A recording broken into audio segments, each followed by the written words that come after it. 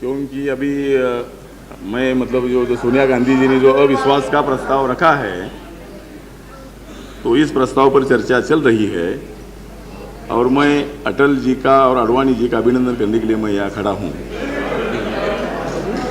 मैं इसलिए खड़ा हूँ कि अभी आपका जाने का टाइम 1 घंटा बाकी है।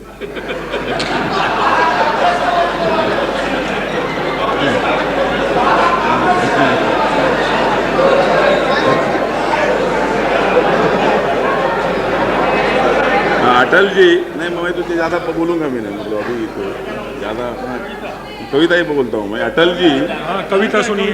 अटल जी आपका नज़दीक आया है जाने का वक्त। अटल जी आपका नज़दीक आया है जाने का वक्त, क्योंकि एनडीए के कुछ लोग बन रहे हमारे भक्त।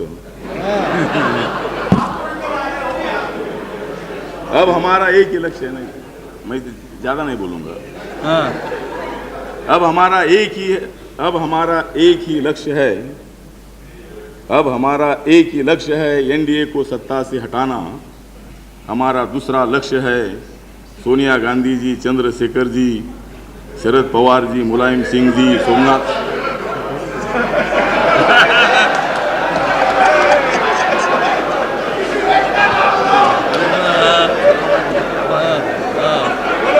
हमारा दूसरा लक्ष्य, अध्यक्ष जी, हमारा दूसरा लक्ष्य है तो सोनिया गांधी जी, चंद्रशेखर जी, ठहरो थोड़ा, हमको ये थोड़ी। हमारा दूसरा लक्ष्य है सोनिया गांधी जी, चंद्रशेखर जी, शरद पवार जी, मुलायम सिंह जी, सोमनाथ बाबू जी, हमारे पासवान जी, देवे गौड़ा जी, प्रकाश अंबेडकर जी और लालू, सब लोगों को सत्ता में लाना है। तो सबको, हमारा अभी दूसरा लक्ष्य है ये सबको सत्ता पर बिठाना। तो अटल जी की सरकार, प्रकाश जी हो गया, ये सुनिए प्रकाश परंत पे, please don't disturb him. Yes yes, हाँ हो गया मेरा। अटल जी की सरकार बहुत है चालू। अटल जी की सरकार बहुत है चालू। अध्यक्ष महोदय, ये सरकार के विरुद्ध मैं क्या क्या बोलूं?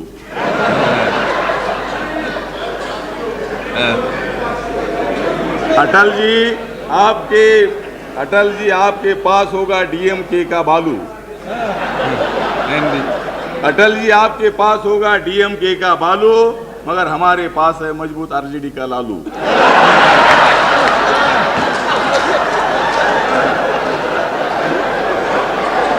ठीक है।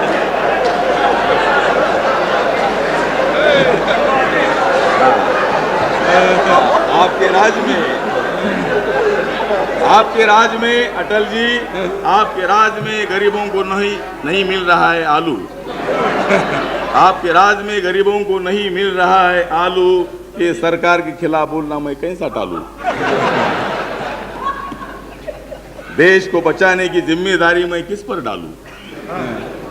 देश को बचाने की जिम्मेदारी मैं किस पर डालूं? आडवाणी तो आपसे भी है बहुत चालू।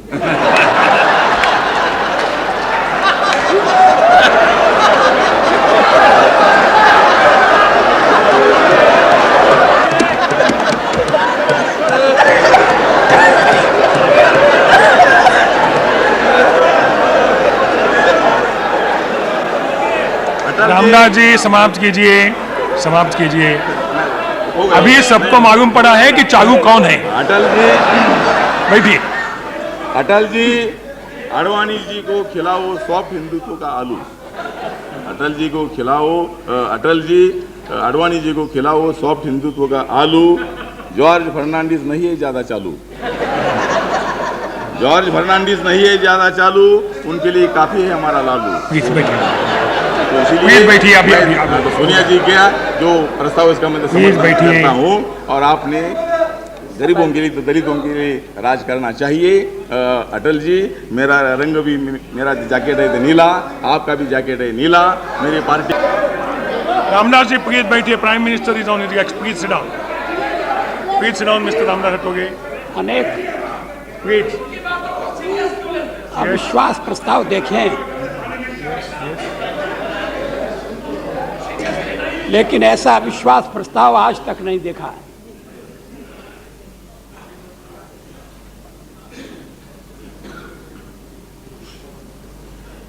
प्रस्ताव पेश करते समय या पेश करने के बाद अब चर्चा के समय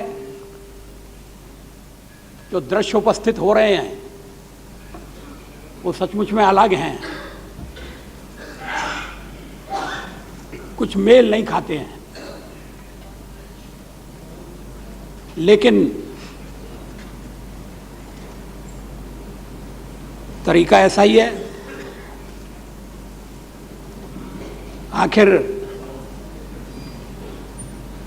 जब पूछा गया कि ये अविश्वास प्रस्ताव क्यों लाया जा रहा है, तो इसका कोई संतोषजनक उत्तर मुझे तो नहीं मिला। आप कह सकते हैं कि आपको उत्तर मिले, इसकी जरूरत क्या है? जो उत्तर को समझते हैं उन्हें उत्तर दे दिया गया है। कभी सरकार के पतन की स्थिति होती है, अविश्वास प्रस्ताव आता है। कभी सत्तारूढ़ दल के टूटने की स्थिति होती है, अविश्वास प्रस्ताव का उपयोग किया जाता है। वैसे भी सामान्य स्थिति में भी सरकार को जागरूक रखने के लिए या अपने दृष्टिकोण की कोई विशेष बात को प्रकट करने के लिए अविश्वास प्रस्ताव का हथियार काम में लाया जाता है। लेकिन मैं समझ नहीं रहा हूं कि इस समय कौन सा उद्देश्य है। सरकार को तोड़ने का तो सवाल नहीं है, क्योंकि सरकार टूटेगी नहीं। आप तोड़ना भी नहीं चाहते, ये अच्छी बात है। अंगूर खट्टे हैं, नहीं तो आपके द्वारा जितनी सरकारें बनी हैं और टूटी हैं उनकी कोई संख्या कम नहीं है।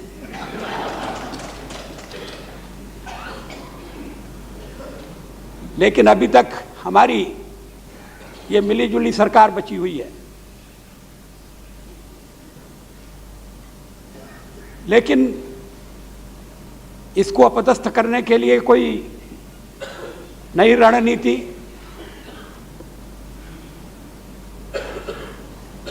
तो दो दिन की जो चर्चा है उससे इस पर कोई प्रकाश नहीं पड़ता है।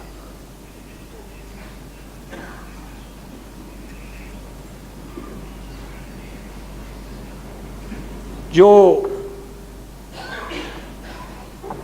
9.4 शीट लगाई गई है,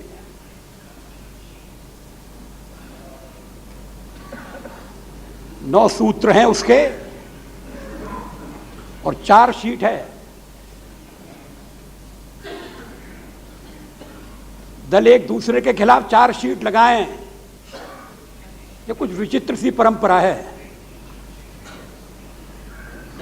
दलों में संवाद होना चाहिए, चर्चा होना चाहिए।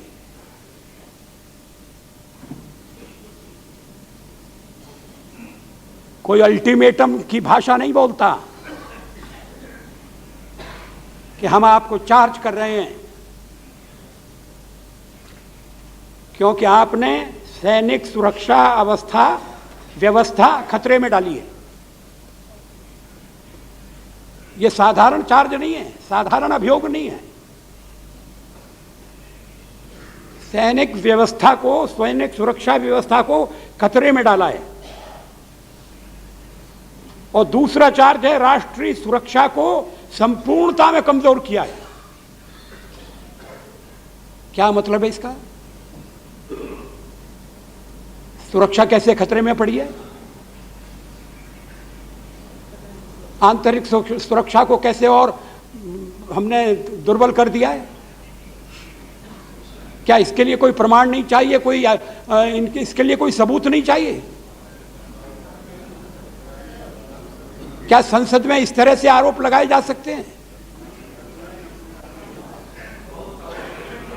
सुनिए प्लीज। और आप पूरे 9, मैं पूरे 9 नहीं पढ़ना चाहता।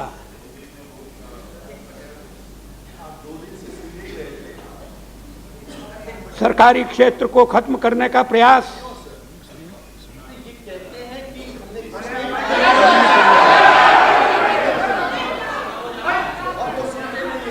सरकारी और जिस दिन हम ये चर्चा कर रहे हैं हर एक को उत्तर देने की जरूरत उसी दिन स्टील का स्टील अथॉरिटी का उसी दिन नवजीवन हुआ। स्टील अथॉरिटी नए रूप में खड़ी हो गई है, उसका कोई आनंद नहीं। तो आनंद होना चाहिए।